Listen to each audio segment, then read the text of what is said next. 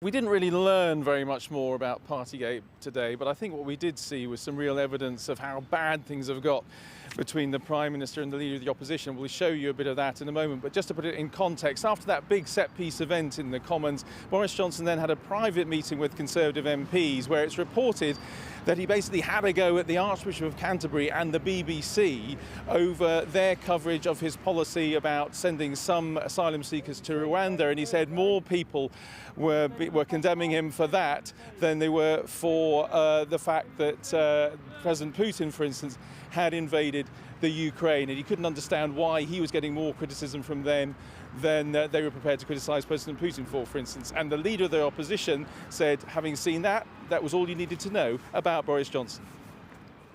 That's how he operates. A merely mouthed apology when the cameras roll, a vicious attack on those who tell the truth as soon as the cameras are off. Slander decent people in a private room. Let the slander spread without the backbone to repeat it in public. What he says is completely without any foundation whatever. I did not attack the BBC last night for their coverage of Ukraine. He must be out of his tiny mind, Mr. Speaker. He must be out of his tiny mind. I said no such thing, and there are people behind who will testify to that. Oh, lively PMQs there, and it's another big day for the Prime Minister tomorrow, Andy.